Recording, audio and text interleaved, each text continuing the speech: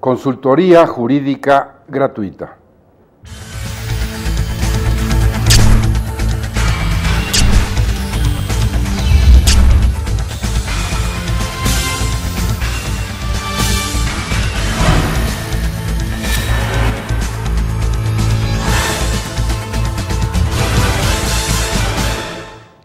Nuevamente aquí con ustedes para hacer realidad este programa Derecho Familiar. Como ya es costumbre, hoy vamos a contestar algunos de los correos electrónicos, algunas de las llamadas telefónicas, algunos de los grandes problemas que usted nos ha planteado y vamos a dar solución y respuestas a algunos de ellos. Es impresionante y estoy muy agradecido con ustedes por sus palabras, por sus correos, por las felicitaciones que mandan en primer lugar a la Suprema Corte de Justicia de la Nación. Hacemos extensiva esta felicitación a todo el equipo que hace posible este programa, a su director, el licenciado Enrique Rodríguez, que es tan importante en esta cuestión y que permiten, a través de este generoso espacio, darles a ustedes en forma gratuita, en forma desinteresada, un diagnóstico verdadero de su problema jurídico. He recibido varias cuestiones que incluso a mí, como especialista en derecho familiar, me impresionan y que voy a tratar de dar respuesta en algunos casos, como este de Adriana, que omito los apellidos por razones obvias, y que se refiere a un caso de su hermano. Me ha impresionado mucho porque se refiere a la patria potestad y la guarda y custodia de una niña. Como ustedes saben, la patria potestad es un conjunto de deberes, derechos y obligaciones que quienes son titulares de la patria potestad, abuelos o padres, tienen respecto a los hijos menores de edad o los que son mayores pero que se encuentran discapacitados. La guarda y custodia, no guardia, sino guarda y custodia, es una parte de la patria potestad. Es, como su nombre lo indica, guardar, custodiar, proteger a ese menor, sobre todo cuando hay un conflicto entre los cónyuges, entre los concubinos o en situaciones de hecho. Al respecto, el problema que nos plantean es el siguiente. Ambos, el señor y la señora, tienen la patria potestad. Es una situación de hecho, nace esta niña hace 8 años, se queda con el papá, la mamá decide, aun cuando ambos la registran, decide retirarse temporalmente y él sigue en esta hipótesis con la niña, la cuida, la protege, finalmente llegan hasta un acuerdo con un juez para que se le otorgue la guarda y custodia a la señora y que él, a través de convivencias, pueda visitarla. Finalmente no se hace efectiva esta forma de pacto, la niña sigue con el señor y en esas condiciones sigue la vida y un día la señora llega por la niña, se la lleva y nunca más la vuelve a ver el señor. Me comenta que finalmente la señora tiene a la niña, que no deja que él la vea y nos pregunta qué puede hacer, si es correcto, si él tiene alguna acción legal, y al respecto le podemos decir algo muy simple. Hay que recurrir nuevamente al juez familiar al que lleva este caso, traer a colación lo de la guarda y custodia, lo del convenio que usted celebró, para que él pueda determinar las medidas adecuadas para que a través de vías de apremio, que pueden ser multas hasta llegar a arrestos, obliguen a la señora a que cumpla con ese pacto. De otra manera, desgraciadamente, van a pasar los meses, quizá los años, y si usted no hace estas acciones legales, va a ser imposible que pueda convivir con su hija. En esas condiciones, como les decía yo, esta cuestión supera la imaginación de un escritor porque esta realidad de las familias mexicanas es permanente, es constante la problemática y bueno, hay estos programas, estas posibilidades de darles a ustedes una respuesta y que como siempre en el correo electrónico jhuitron@derechofamiliar.net estamos para servirles o pedir una cita al 5639-2235, lunes a viernes, de 10 a 2 de la tarde, para que nosotros recibamos sus inquietudes y les podamos dar alguna respuesta. Otro caso interesante se refiere al concubinato. Como ustedes saben, ha habido reformas a las leyes. A partir del 4 de marzo este año, se estableció ya no solo el concubinato heterosexual, aquel que se realiza entre un hombre y una mujer, que libres de matrimonio hacen vida en común durante 2 años o tienen un hijo en ese lapso. En esas condiciones, esta figura del concubinato se ha enriquecido, el legislador ha dispuesto que haya otras hipótesis como el concubinato de 2 mujeres o de 2 hombres, que sigue produciendo esos efectos jurídicos como en el pasado el de hombre y mujer. La pregunta concreta que en este caso nos formula una persona de la que omitimos su nombre porque así nos lo ha pedido, incluidos sus apellidos, dice: ¿cómo se hace válido un concubinato ante un juez familiar? Es muy interesante porque, como ya dije, el concubinato es una situación de hecho, a diferencia del matrimonio, que es una situación de derecho. El matrimonio como acto jurídico solemne, en cambio, el concubinato como hecho jurídico que produce consecuencias de derecho. Y al preguntarnos cómo se demuestra en tribunales la existencia del concubinato, como sobre todo porque esta persona que pregunta tiene la inquietud de qué pasará si ella, en el caso concreto, que tiene años de vivir con este señor, él muere, ¿qué va a pasar con los bienes que tienen? En ese sentido, debo aclararle que, para empezar, el concubinato produce efectos jurídicos semejantes a los del matrimonio. Por ejemplo, establece la pensión alimenticia, la sucesión legítima, la obligación de ver por los hijos, de otorgarles todos los derechos que tienen, educarlos, mandarlos a la escuela, vestirlos, casi como si estuvieran casados.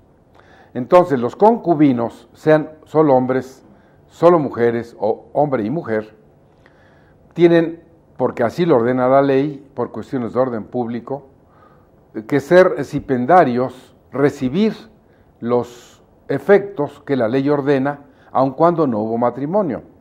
Y en el caso concreto, ante su pregunta, la ley permite probar el concubinato con todos los medios que no sean contrarios a la moral y al derecho.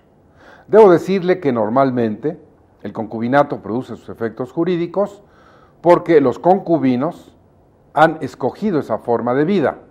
No van a tribunales para exigirse los alimentos, pero en el momento que hubiera una falla en ese sentido, usted puede acudir, demostrar al juez que tiene más de 2 años de convivir con esa persona, que ambos están libres de matrimonio, que tienen un hijo en común, por ejemplo, que no requeriría los 2 años de la convivencia, y en esas condiciones al juez se le acredita que hay concubinato y procede el reclamo de una pensión alimenticia. Pero normalmente, si por ejemplo pensamos en que hay inquietud por los bienes, cuando la persona, cualesquiera de los concubinos, muera, ¿qué hacer?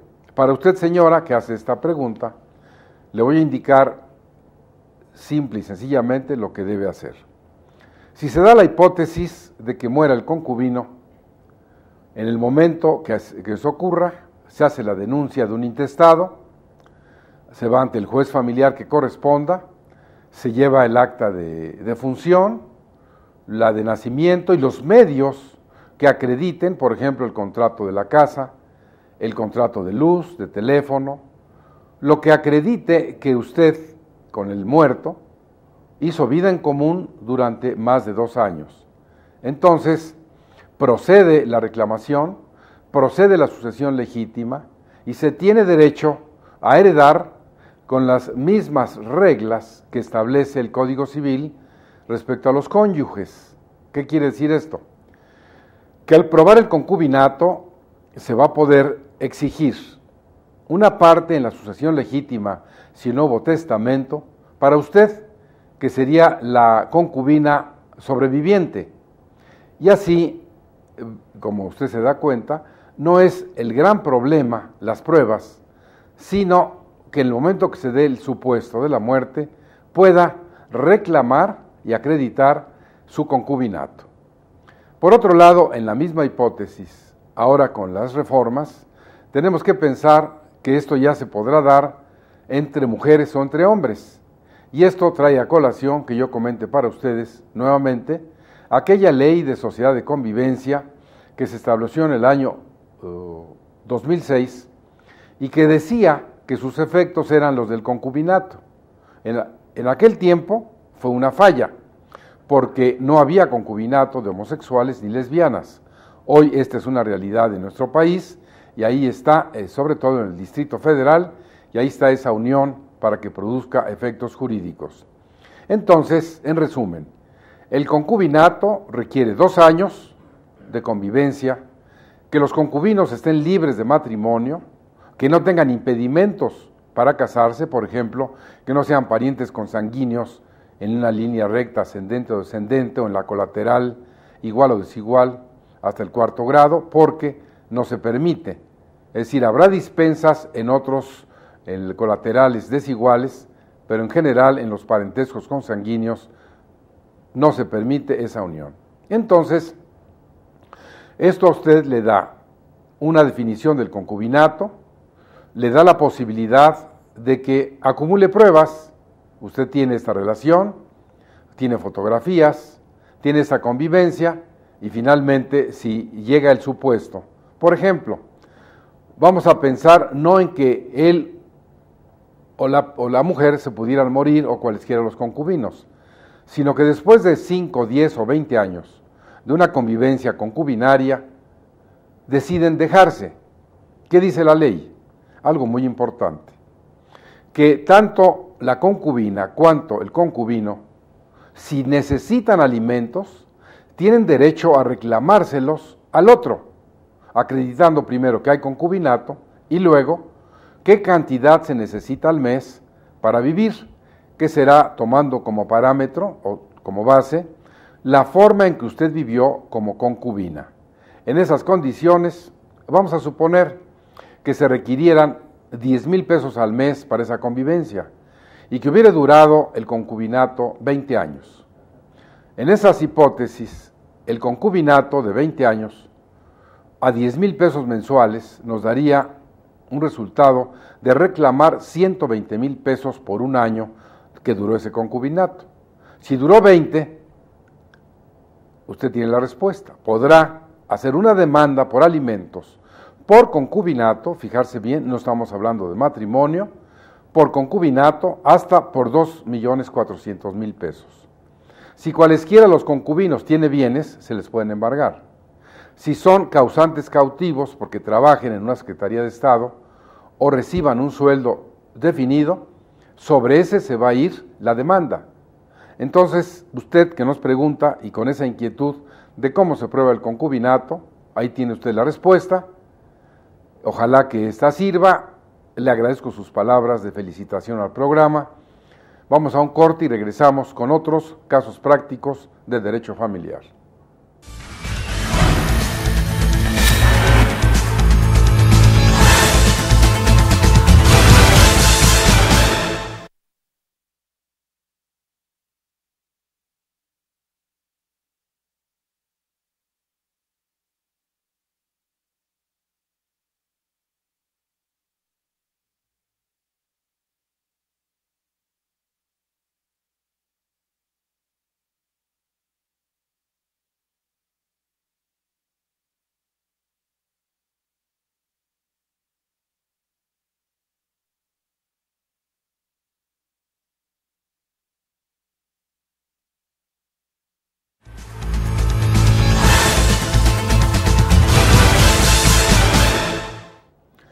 Muchas gracias, y en este caso voy a nombrar a la persona que nos escribió, autorizó para hacerlo, de Torreón, Coahuila, la maestra Rosa María Amezcua. Voy a leer también brevemente lo que nos dice, que es un placer saludarlo y felicitarlos ampliamente por su programa Derecho Familiar. Y nos dice: espero que su espacio dure mucho tiempo, pues sus comentarios y los de sus invitados me resultan sumamente valiosos. Gracias por esas palabras que nos motivan, nos estimulan a que cada día tratemos de que estos programas superen a los anteriores. En relación a esta cuestión que usted nos pregunta de los alimentos y de las causales de divorcio, efectivamente en Coahuila sigue vigente el Código Civil, que tiene más de 40 causales para divorciarse. Y esta específica que usted nos pregunta sobre la razón, causa de que sea bastante por un año de la separación para invocarla como causal de divorcio. Recuerde usted que a toda acción hay un derecho, o a todo derecho hay una acción, y usted la puede ejercer, en este caso, si se quiere divorciar y se ha dado el supuesto del año, hay que demostrar que la causa fue suficiente, si esa es la hipótesis, o que hubo alguna enfermedad o alguna razón de fuerza mayor para que el juez pueda decidir sobre esto. Eso por lo que se refiere a la causal que se invoca. Pero la cuestión de los alimentos es tan delicada que voy a tratar de ser explícito al respecto. Usted sabe, maestra, que los alimentos comprenden no solo comida.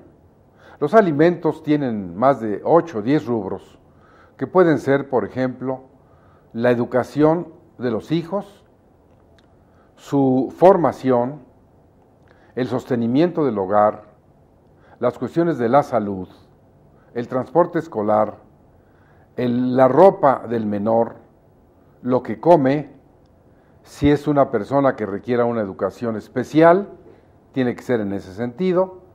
Entonces, realmente una pensión alimenticia, de acuerdo al nivel de las personas, puede ser no de 200 o 300 pesos, sino una pensión significativa para que sea suficiente para sobrevivir y llevar una vida adecuada.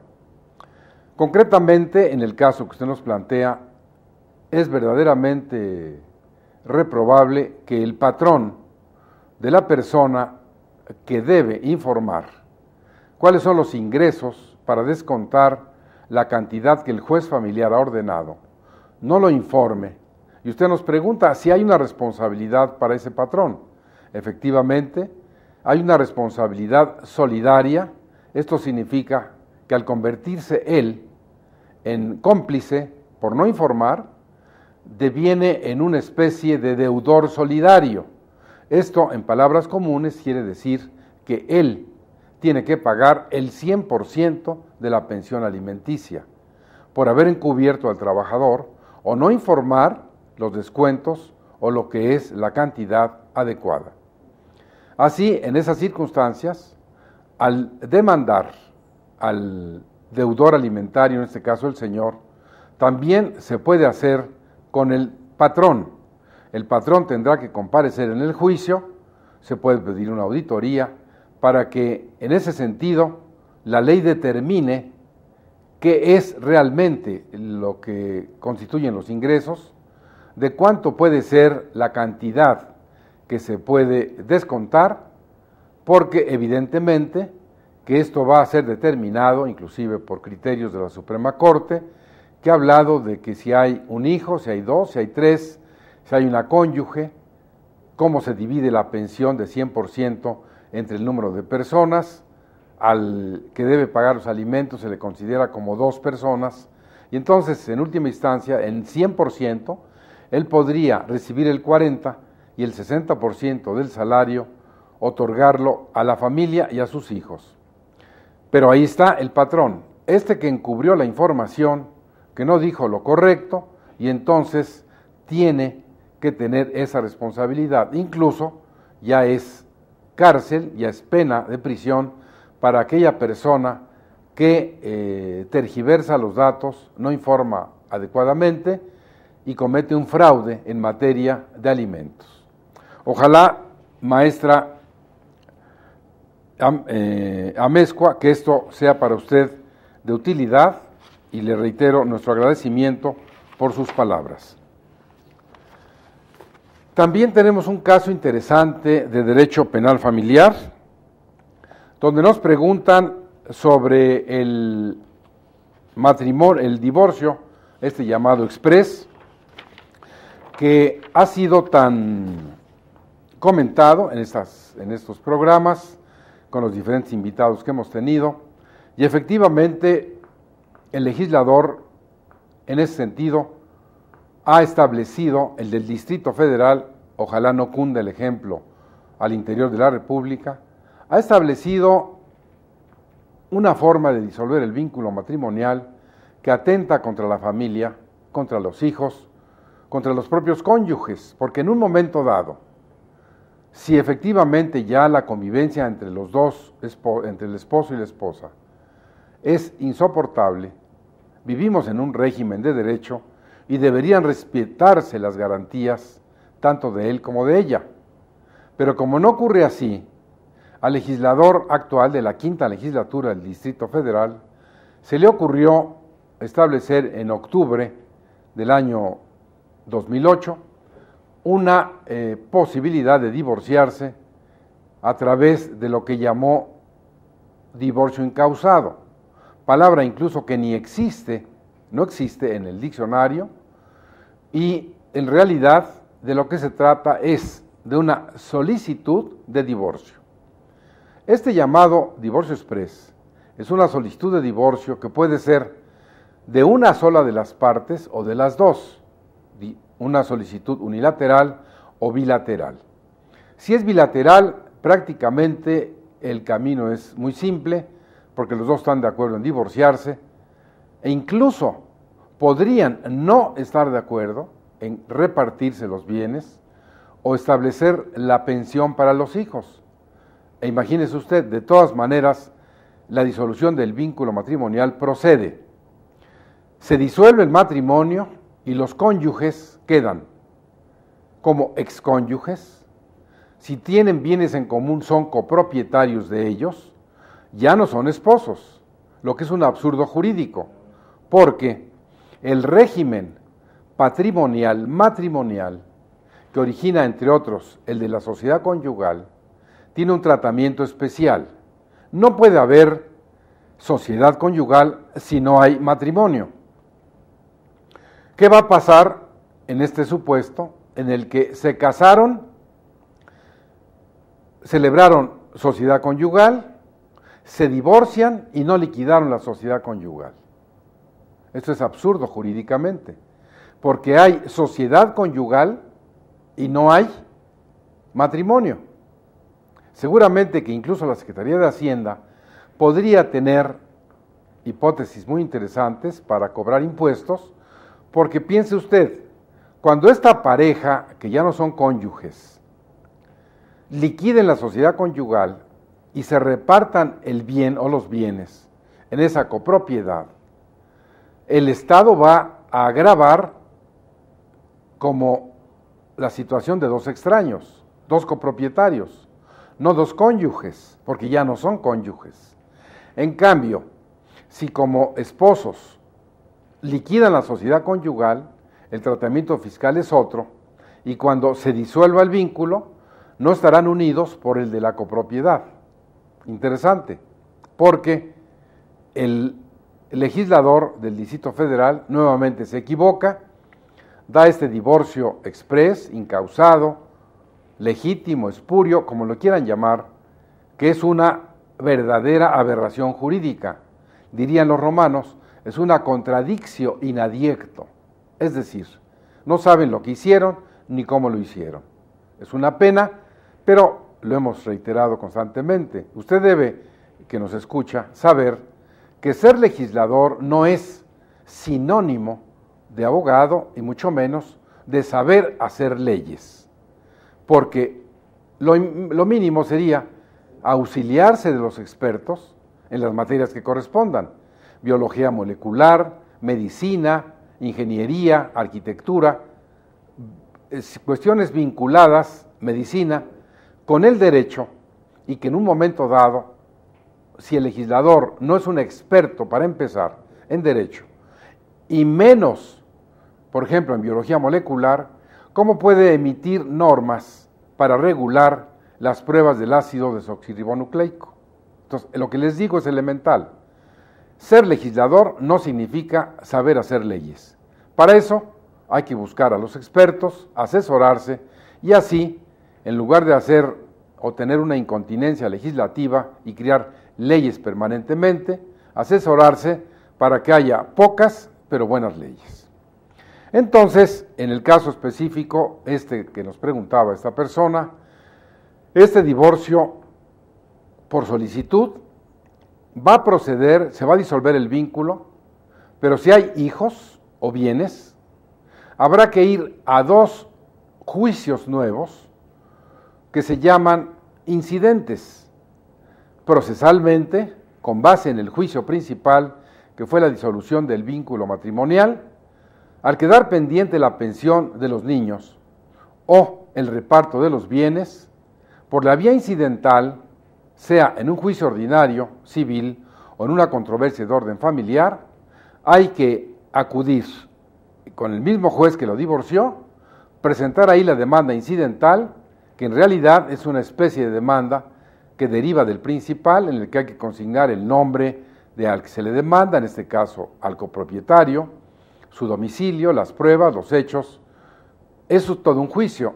E imagínese, cuando el legislador dio la reforma al divorcio exprés, se le acabó el papel o el espacio para más normas, y lo único que se le ocurrió, absurdamente, fue inventar un nuevo artículo, que es el 685 bis del Código de Procedimientos Civiles, diciendo que las sentencias de divorcio, que algunas veces les llama decreto, dadas con motivo de esta no causa, lo que ellos llaman incausado, esta hipótesis va a traer como consecuencia la disolución del vínculo matrimonial.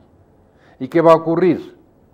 Siguen los efectos jurídicos, pero usted no puede apelar de esa sentencia del juez familiar, porque este artículo que le mencioné dice que no es apelable lo que el juez resolvió. Incluso, ese divorcio no puede irse a una sala de las 4 salas familiares. Los magistrados ya no tienen que ver desde el 4 de octubre cuestiones de divorcio para disolver el vínculo matrimonial. Van a tener competencia en la cuestión incidental, porque ese es todo un juicio. Vamos a pensar que ya se hizo la demanda por alimentos en la vía incidental, el juez resuelve y usted no está de acuerdo con lo que resuelve. Esto sí es apelable. Usted va a la sala va a resolver. Si no le parece, usted después tiene un recurso, el juicio de garantías, intentar un amparo y sigue. Nada más que le estoy diciendo entre líneas algo gravísimo. Se dio el divorcio exprés porque se decía los cónyuges ya no se soportan. Hay que acabar con esa convivencia y ese mal para la familia, de un día para otro. El único requisito que puso la ley es que el matrimonio tenga 1 año celebrado, pero eso no es ninguna garantía de un procedimiento adecuado. Entonces, tiene 1 año celebrado, se divorcian, procede el divorcio, pero la sociedad conyugal y la pensión alimenticia sigue.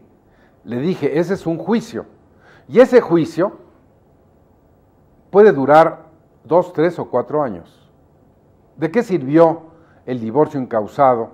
¿De qué sirvió esta solicitud hecha por uno de ellos para disolver el vínculo? Lo único que se logró es que ya los cónyuges no estén frente a frente. Pero tienen tales vínculos por los bienes, por los hijos, por la pensión, que van a estar ligados no por 1 mes, quizá por años. Entonces, usted que nos pregunta en ese sentido, espero que esto no resulte tan técnico, sea para usted una respuesta adecuada según su inquietud. Y en resumen de esta causal, de este divorcio incausado, o como se le quiera llamar, le puedo decir categóricamente que los 42 jueces familiares del Tribunal Superior de Justicia del Distrito Federal, cada uno tiene una opinión distinta, y así lo van resolviendo, de este divorcio incausado. Algunos piensan que hay que esperarse cuando menos 15 días por si procediera un recurso de amparo, otros no esperan este término, otros, como dice la ley, no pueden esperar a una segunda junta de conciliación, o cuando menos para que ellos puedan dialogar, sino que simple y sencillamente, quien lo pide, lo obtiene. Razón ninguna. Como no sea, y como malamente lo dice 25 hojas de la exposición de motivos de esta reforma, que el divorcio es un contrato, que el matrimonio es un contrato, que la voluntad de una persona lo disuelve, evidentemente que hay una ignorancia crasa, impresionante, porque no han sabido hacer las leyes en forma adecuada, y la familia es la que resiente todos estos efectos. También he recibido otra petición, en el caso específico, de la señora que ha sido abandonada, que está casada, que tiene hijos y que no sabe qué hacer en relación a su cónyuge. En este caso, esto se desarrolla en el Distrito Federal y desgraciadamente con esta reforma es probable, y quizá usted no se ha enterado, que esté ya divorciada, porque es posible cometer un fraude a la ley, que digan que tiene usted su domicilio en X parte, que no sea el efectivo, el juez le da entrada a esta solicitud, que es absurdo decir demanda, y más absurdo cuando la ley dice solicitud y más adelante dice se contesta la demanda, como si efectivamente una solicitud se fuera a contestar como una demanda. Pero sigamos con el caso específico de la señora. Usted, en ese abandono en que se encuentra, tiene la posibilidad de demandar alimentos a su cónyuge para que usted se entere finalmente si sigue casada o no, porque le digo, se pudo haber cometido ese fraude a la ley. Y entonces, ¿qué necesita? Como usted bien me lo dice en su correo, ha consultado con algunos abogados que no son expertos en derecho familiar, y de ahí las respuestas de que su problema es muy complicado. No lo es tanto. Usted acuda, por ejemplo, a las defensorías de oficio que están en el propio Tribunal Superior de Justicia del Distrito Federal, o a las oficinas correspondientes locales del DIF para poder recibir una asesoría en ese sentido, y con expertos, con abogados que sepan, poder en un momento dado resolver esta gran problemática, porque usted con los hijos, abandonada, sin un trabajo terminado, me imagino que debe estar pasando una situación muy delicada. No menciono su nombre, como usted me lo ha solicitado, que no lo diga al aire, pero le reitero nuestra disposición para seguir con usted asesorándola, para darle en un momento dado, si no encuentra ese apoyo en las oficinas que le he dicho, llame al 56 39 22 35, haga una cita de las 10 a las 14 horas y en persona, con mucho gusto, yo le daré una respuesta, un diagnóstico jurídico adecuado, gratuito. Recuerde usted que el Colegio Nacional de Estudios Superiores en Derecho Familiar, del que yo soy presidente, hace esta labor altruista con un grupo de profesores de la Facultad de Derecho de la Universidad Nacional Autónoma de México, quienes desinteresadamente colaboran y hacen posible esta rama del derecho familiar en beneficio de las familias. Otro asunto interesante, en este caso también omito el nombre por razones obvias, se da entre dos personas, en este caso de la colonia judía en México, donde es interesante que la pareja tuvieron un hijo el señor fallece, pero el señor tiene hermanos que no quieren a la señora y que le niegan cualquier apoyo o ayuda. Ella concretamente nos pregunta si puede, sobre todo por su niña de 8 años, que es la última que tuvo con este señor, si ella puede demandarle una pensión alimenticia a sus cuñados. ¿Cuál sería el supuesto jurídico? Por supuesto que lo puede hacer, porque la ley señala que determinados parientes tienen esta obligación. En el caso concreto, si usted no puede sufragar estos gastos, puede intentar esa demanda, puede traer a juicio a estas personas, señalarle el estado de pobreza en que se encuentra usted, la situación de la menor, para que el juez familiar resuelva, en el caso concreto, si usted como mamá del niño, José, puede reclamar esos alimentos a los hermanos, estos los del señor X, porque ellos están en una situación económica interesante y usted podría, con base en el parentesco consanguíneo con su hijo y el vínculo que tenía con su padre, poder demandar esos alimentos. Como ustedes ven, siempre la materia es inagotable, siempre hay una hipótesis, hay una respuesta, hay de aquel lado donde usted nos ve una inquietud, pero tenga siempre la certeza de que lo escuchamos, le damos la respuesta más adecuada, estamos presentes a través de este programa, siempre cuando usted nos deja llegar hasta su hogar, porque para eso es el derecho familiar, una disciplina jurídica que sirve para auxiliar a las familias mexicanas, para que incondicionalmente, sobre todo, le demos a usted el diagnóstico jurídico verdadero, el adecuado, para que usted tome una decisión y ahí el problema tenga un paliativo o en el fondo se pueda resolver. Vamos a un corte y regresamos con ustedes en unos momentos.